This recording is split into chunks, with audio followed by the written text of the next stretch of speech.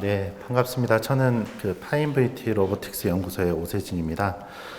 저는 인천공항에 안티드론이 국내 최초로 민간 부분에서 설치가 됐는데요. 거기에 R&D 부분을 담당을 했고, 그 다음에 업체가 선정된 이후에 인티그레이션하고 커스터마이징, 옵티마이징에 관련되어 있는 기술 지원을 했습니다. 실질적으로 민간 부분에서 국내에서는 유일하게 경험을 획득한 기업이고요. 그 다음에 저희들이 관련 R&D 부분하고 진행을 하고 있습니다. 저희는 카운트 유아스 부분이 좀 틀린 부분이 있습니다. 대부분 드론 안보에 관련돼 있어서 진행이 됐다라고 하면 저희는 공항 내의 특수 상황에 맞춰서 발전이 된 형태입니다. 그러니까 기존에 있던 공항의 ATC 기반의 통제 기반 밑에 운영되는 시큐리티 파트로 진행이 됐고요. 국제 규격에 맞춰서 진행된 게 특징입니다. 그리고 앞으로 진행되게 될 ATM 체계의 시큐리티 부분에 매칭이 될 수 있도록 확장성과 개방성을 만들어 놓은 것이 특징이다 하겠습니다. PT 시작하겠습니다. 지금 국내 공항의 드론 출몰 혹은 해외에 있는 문제들 때문에 지금 인천공항공사에서 긴급하게 드론 탐지 시설을 구축을 하게 됐습니다. 이 당시에 두 가지 사안이 있었는데요. 게트웨이 공항 사건이 있었고요. 두 번째는 국내법이 준비가 되지 못해서 탐지 부분까지만 진행을 하고 무력화 부분은 과업에 포함되지 못했던 단점들이 있기도 합니다. 국내에서 한 번도 민간 부분에서 진행을 한 게 아니기 때문에 최고의 제품을 선정하는 컨셉이 아니라 어떤 부분에 최대한 경험치를 얻어서 앞으로 유사 기관, 한국공항공사죠. 그리고 다른 석유공사나 원자력 부분에서 적용이 될 때 참고를 할 수 있는지가 컨셉이었습니다. 그래서 다양한 경험치를 올릴 수 있는 것들이 컨셉이었다라고 보시면 됩니다. 현재 드론에 의해서 위협이 되기 전까지는 전통적으로 방어를 하는 것들은 카테고리 2 이상급의 대형 기체 혹은 중고고도에 있는 비행체의 방어 부분이 진행이 됐다라고 할 수 있습니다. 그런데 최근에 드론이 생산이 되고 운영이 되면서 카테고리 1급에 있는 이하 컨슈머 부분, 인더스트리얼 부분에 있는 드론까지 항목이 추가가 됐습니다. 그 드론이 추가되면서 문제가 발생된 게 뭐냐면 카테고리 2급 이상은 기본적으로 일정한 상황 내에서 사전에 비행이 통보되고 통제된 상황에서 운영이 되었다라고 하면 일반 작은 드론들은 통보되지 않고 운영되는 단점들이 많이 발생됐습니다. 그래서 고의는 아니지만 항행 안전에 지대한 영향을 주는 인자로 판단이 되기 시작했습니다. 현재 카운트 유아스의 큰 축은 두 가지입니다. 단순 위협과 군사적 위협입니다. 저희가 진행했던 공항 부분들은 군사적인 부분보다는 단순 위협 혹은 실수에 대한 부분에 집중되어 있다라고 보시면 됩니다. 그래서 다시 말하면 군에서 집행되는 카운트 유아스와 민소행에서 진행되는 카운트 유아스의 SOP는 틀리다라고 말씀드리겠습니다. 여기에 관련되어 있는 인원들 구성도 특이사항이 있습니다. 군 같은 경우는 전문 인력을 확보를 하고 있습니다. 준사관 혹은 기술사관들에 의해서 운영이 되기 때문에 장비만 있더라도 충분히 대응을 하거나 훈련되어 있는 상황에서 대응을 할 수가 있는데 민간 부분에서는 이러한 전문가를 확보를 하기가 힘들다는 문제가 지적이 됐습니다. 그래서 시스템적으로 보안해서 운영되는 것들이 필수 사항으로 부각이 되고 있습니다. 그래서 여기에 판단을 할 수 있는 인자를 학습을 시켜서 이 학습 결과로 추천치를 제공해주는 AI 엔진들이 추가가 되고 있습니다. 그리고 민수 같은 경우는 테러의 공격이 되지 않더라도 실수로 들어온 드론에 의해서 경제적인 손실이 발생이 될 수 있는 것들이 영국 사례에 의해서 입증이 됐습니다.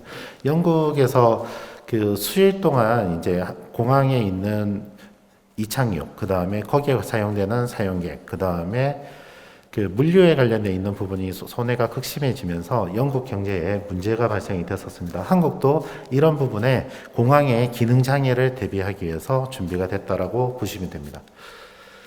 현재 시스템은 이렇게 구성이 되고 있습니다. 우선 공항 부분들은 탈레스에 있는 부분들을 많이 참조를 하고 있는데요. 탈레스는 탐지 식별 차단 시스템 솔루션으로 구분해서 운영이 되고 있고요. 여기 탐지 식별은 주요 센서에 의해서 포착을 하는 부분, 그 다음에 포착되어 있는 부분들을 분석할 수 있는 소프트웨어, 그 다음에 실제적으로 적대적이거나 공항 내에 진입을 했을 때 문제가 일으킨다라고 판단하면 차단하는 시스템으로 구성이 되어 있습니다. 여기에 추가적으로 나오는 부분이 ICT 부분에 항상 나오고 있는 클라우드 부분하고 그 다음에 커맨드 센터 분석 소프트웨어들이 있는데 이 부분들은 클라우드 기반의 AI 엔진을 재택을 해서 진행을 하고 있습니다. 인천공항 사례를 먼저 보고 넘어가겠습니다.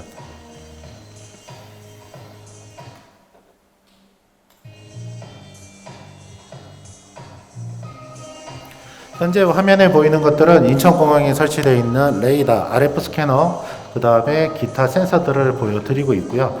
특히 인천공항은 레이더만 기반해서 설치가 되어 있지 않고 RF 스캐너를 3종을 설치를 하고 있습니다. 왜냐하면 RF 스캐너 같은 경우는 주파수 핸들링이 쉽지 않고 노이즈나 자파에 의해서 분석이 힘든 부분들이 있어서 대응을 하고 있고요. 실질적으로 지금 이제 현재 사용되는 화면들이고 시뮬레이션이 아닌 현재 드론을 바닷가에서 이륙을 시켜서 공항으로 접근을 했을 때 시나리오입니다. 조종자 위치가 판독이 될 수 있게 되어 있고 실제 드론이 들어오면 존별로 워닝을 해서 대응을 할 수 있게 되어 있습니다. 현재 전통적인 레이더는 조종자나 드론의 인포메이션을 확인하기가 쉽지가 않습니다. 이런 부분들을 RF 정보에 의해서 보완을 하도록 되어 있고요. 그래서 인천공항에 있는 컨셉들은 하나의 센서가 중요한 게 아니라 이 센서들을 얼마나 결합을 시키고 원활하게 정보를 매칭을 시켜서 신속하게 피드백을 주는 것들이 컨셉이라고 볼 수 있습니다. 여기에 관련되어 있는 부분이 장비에 의한 부분뿐만 아니라 후속 조치에도 관련이 되어 있습니다. 그 후속 조치의 부분들은 실질적으로 출동을 하고 체포를 하는 것들은 공항공사의 권한이 없기 때문에 이 부분들을 2지대, 3지대를 담당하고 있는 경찰, 해경, 군에 의해서 협조를 해서 드론을 날린 사람들을 체포하고 신문을 해서 그 의도를 파악을 해서 대응하는 것들이 특징입니다.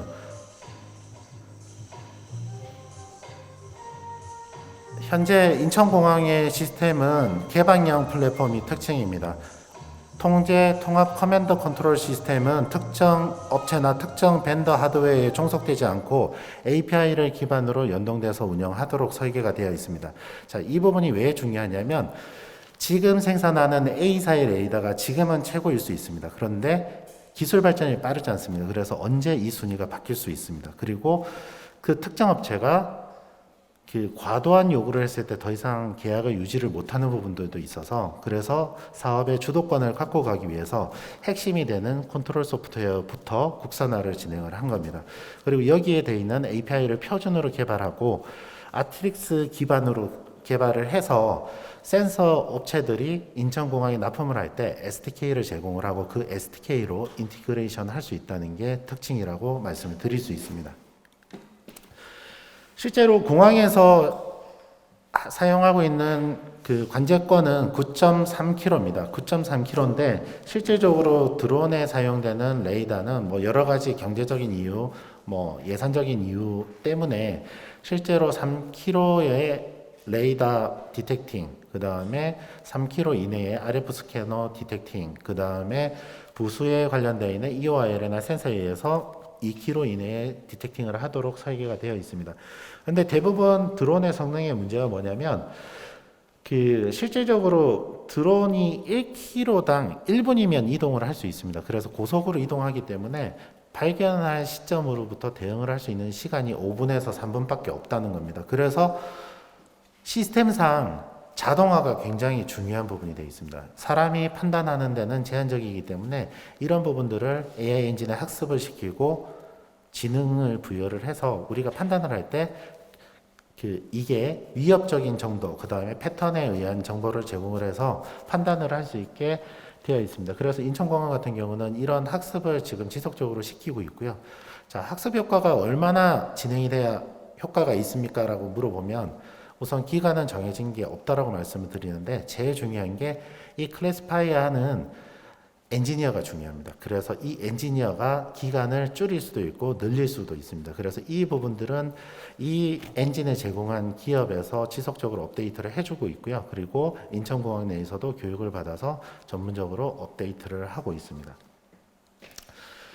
전통적인 드론은 전통적인 컨슈머 드론들은 무게가 이렇게 작지만 큰 장비들은 무게도 많고 공격력이 있습니다. 실제로 인천공항에서 사고가 났던 기종들을 보면 실제로 팬텀 같은 작은 기종들이 많고요. 이것들을 분석을 해보면 의도적이기보다는 실수로 통신 두절에 의해서 진입되어 있는 경우들이 많고요.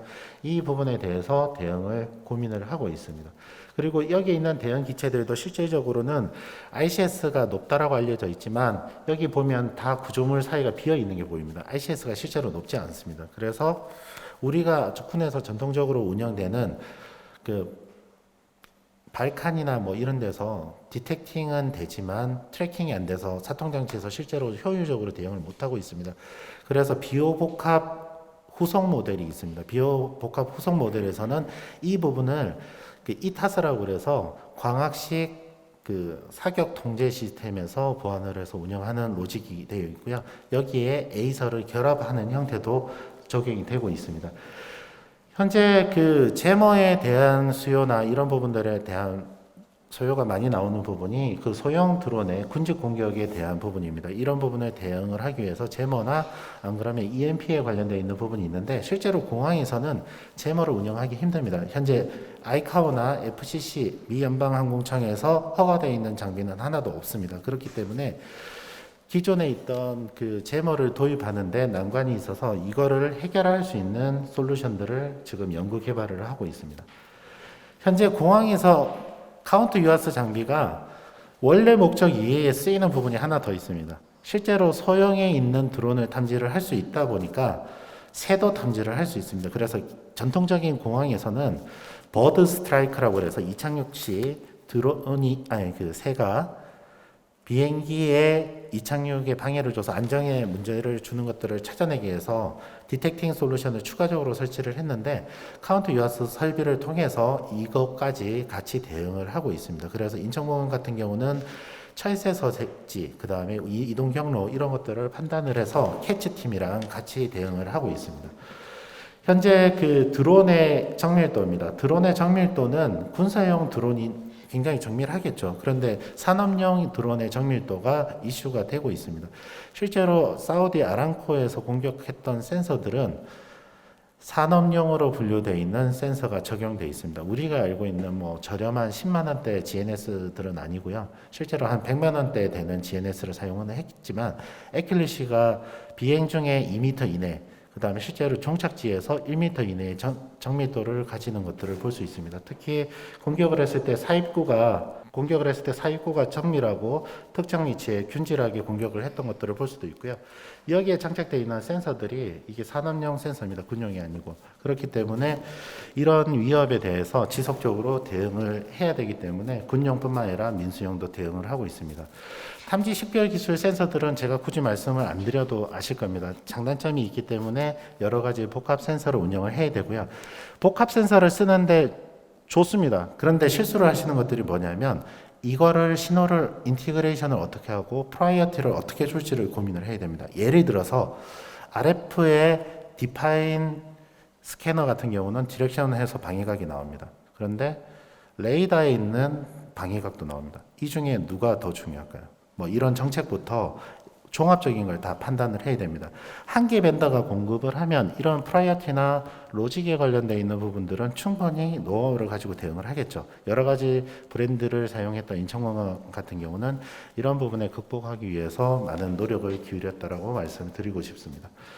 그리고 드론을 탐지하고 식별할 때 제일 중요한 게 이 드론을 정의를 하고 대응을 하는 겁니다. ID 값을 정의를 했을 때 현재 ID 값이나 이런 것들은 ISO의 공고사항이나 정책적으로 제한이 되고 있지만 정의된 게 없습니다. 좀 힘을 싣고 있는 거는 유신 기반의 UID가 많이 힘을 싣고 있기는 하지만 경제적인 이유로 반발이 있어서 지금 아직 보류가 되어 있는 상황이고요.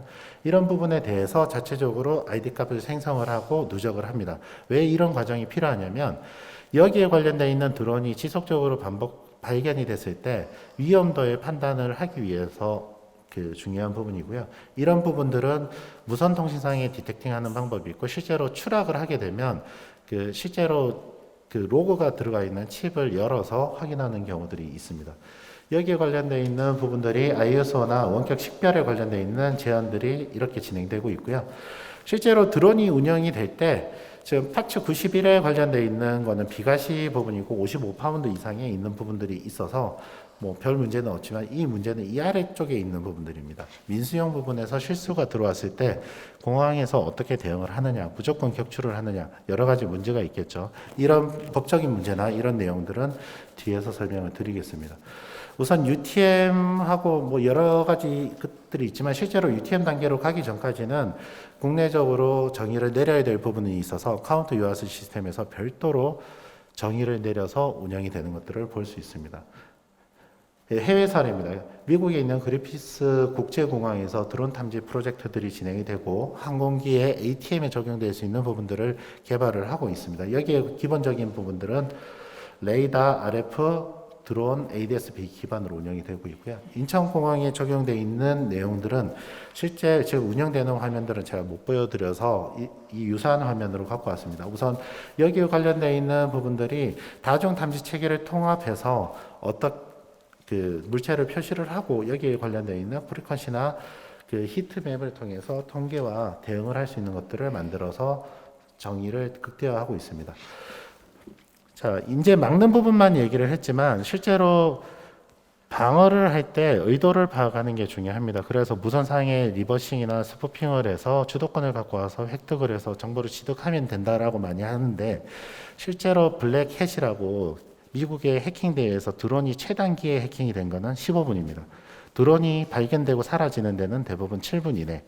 그래서 해킹 방식의 스푸핑 대응은 현실성이 없다라고 판단을 내리고 있고요.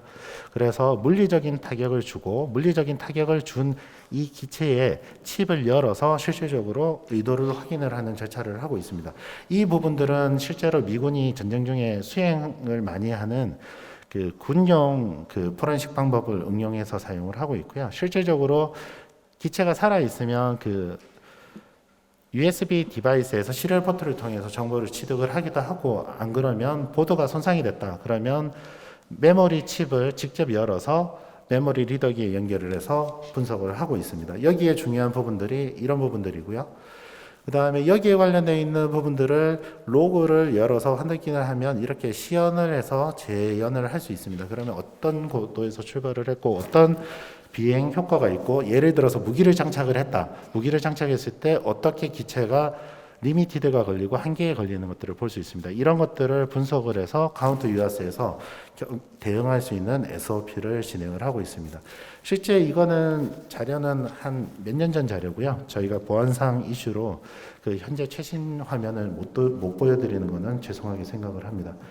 현재 미군이 세계에서 제일 많이 만나는 드론은 DJI-4 팬텀입니다. DJI 팬텀에 유탄 발사기에 유탄을 넣어서 공격을 합니다.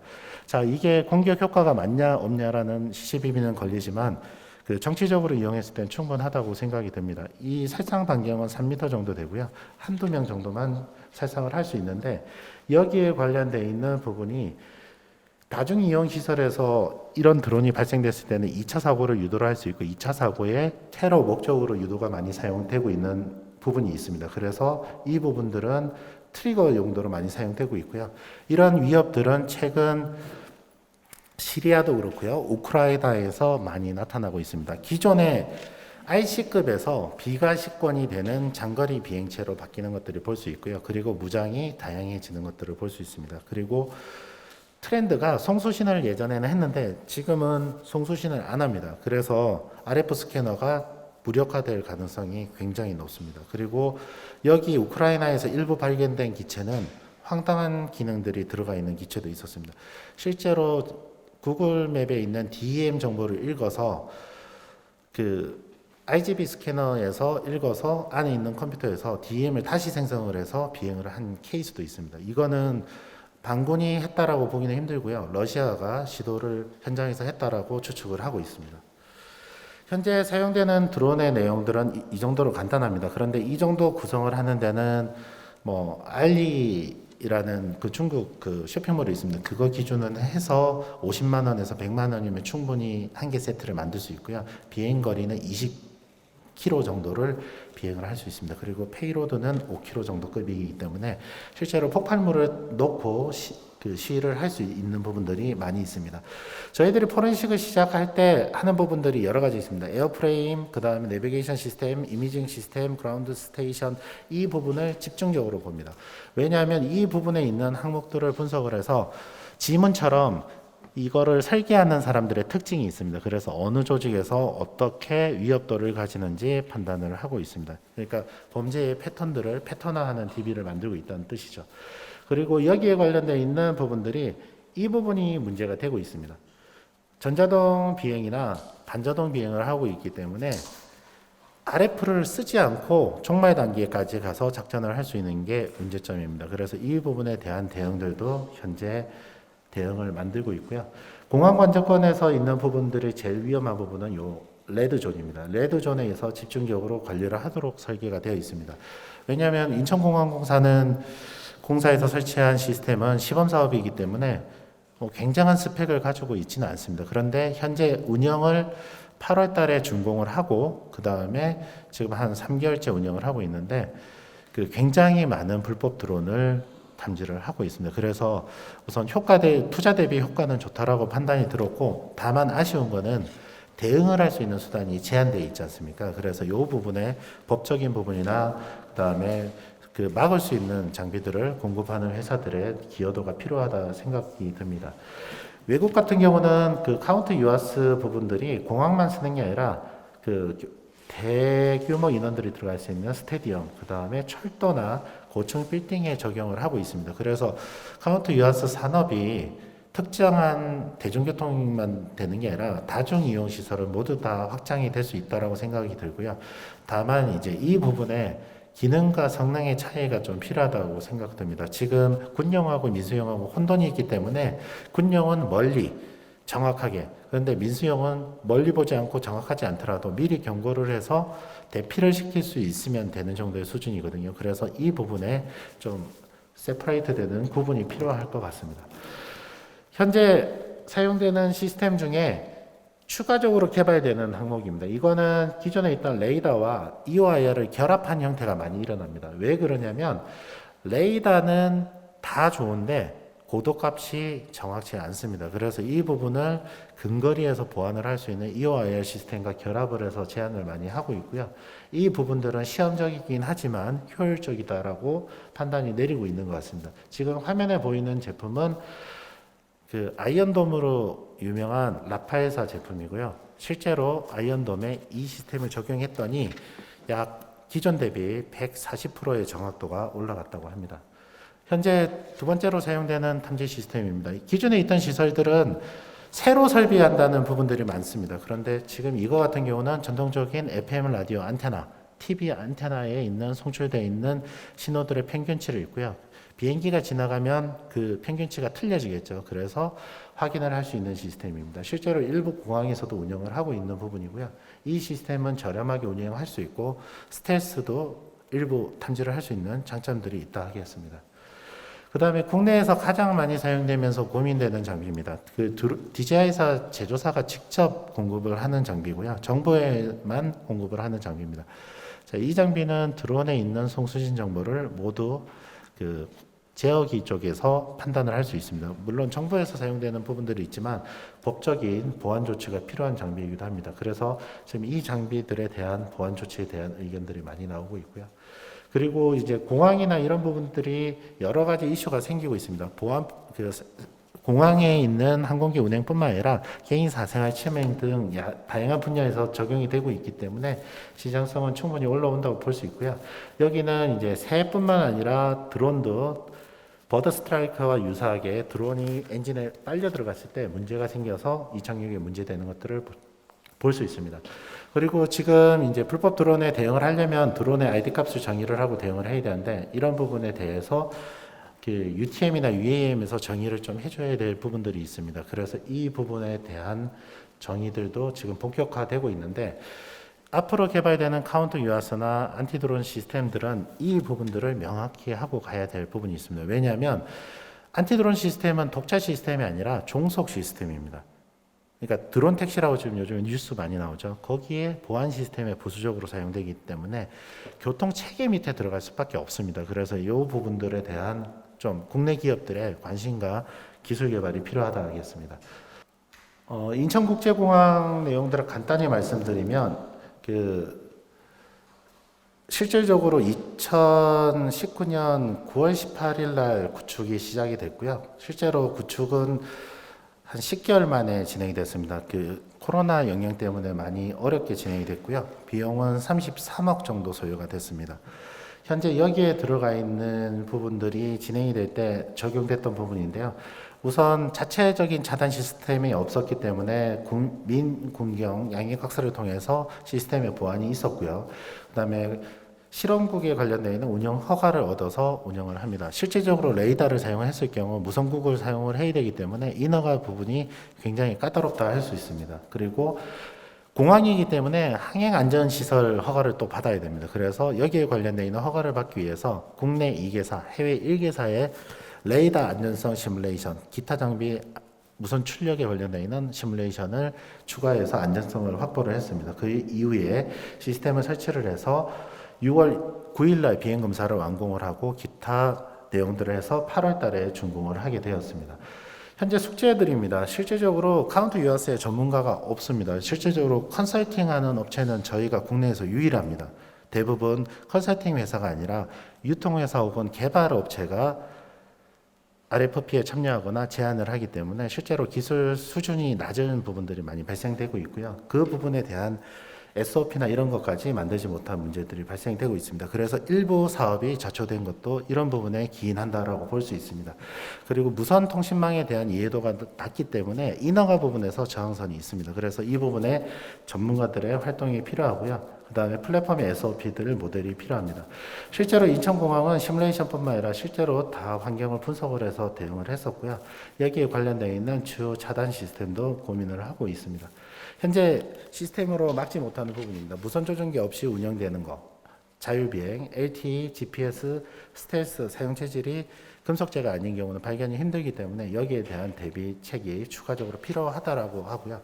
그 다음에 지금 화면에 나오는 것들은 테러 위협인지 아닌지를 판단을 해서 기본 SOP가 구분이 되고 운영되는 것들을 볼 수 있습니다. 지금 이거는 이제 대테러 훈련에 있는 시나리오고요. 이거에 관련되어 있는 거는 해외에서 지금 사용되고 있는 시나리오를 기반으로 국내에 적용을 해서 운영을 하고 있습니다. 자, 국내 안티드론 시스템이나 시장은 아직 초기 단계입니다. 아직 배워야 될 것도 많고 기술적인 숙련도를 높여야 될 것도 많습니다. 그렇기 때문에 지금 있는 시스템들을 비판하기보다는 R&D를 하고 있는 연구기관, 여기 카이스트도 와 있고 그런데 이런 연구기관에 힘을 많이 실어줘야 되고 그 다음에 둘째적으로 국산화에 대한 부분에 우선순위를 좀 정해둬야 될 필요성이 있습니다. 왜냐하면 이게 시장성이 좋지 않기 때문에 기업이 100% 투자하기는 쉽지가 않은 부분이 있습니다. 그래서 기업들이 잘 투자를 할 수 있도록 정부에서 정책적으로 유도해 줘야 될 부분이 있고요. 그 다음에 국내 시장으로 부족하기 때문에 수출에 염두를 둬야 됩니다. 그래서 수출을 할 때 킬러 컨텐츠가 뭔지를 고민을 해서 운영을 해야 되는데 실제 하드웨어에서는 저희가 따라가기가 당분간은 힘듭니다. 그래서 소프트웨어나 엔진 기반의 운영단에 있는 묘를 가지고 접근을 하면 좋을 것 같습니다. 자, 발표 여기서 마치겠습니다. 네, 소장님 감사합니다. 네, 감사드리고요. 혹시 프로에서 질문이 있으시면 부탁드리겠습니다. 없으시면 제가 하나 궁금한 게 아까 이제 그 불법 드론을 탐지하고 뭐 식별까지 했을 때 그 조종자까지 이제 볼 수 있다고 하시잖아요. 근데 예를 들어서 LTE로 조종을 하게 되면 상당히 이제 원거리에서도 할 수 있잖아요. 또 이제 그럴 경우에는 조종자를 어떻게 탐지를 할 수 있을까요? 자, LTE로 가면 그 포렌식 방법이 완전히 바뀝니다. 어떻게 바뀌냐면 이제 드론 부분이 아니라 네트워크에 관련되어 있는 추적 기술을 사용을 하고 있고요. 우선 LTE 통신망을 사용한다는 것은 TCP/IP 기반의 그 프로토콜을 사용하고 있습니다. 그래서 거기에 관련되어 있는 중간 경로에 있는 네트워크들을 확인을 하고요. 그러면 그 인근에 있는 네트워크까지는 확인할 수 있습니다. 그런데 여기서 함정이 하나 있습니다.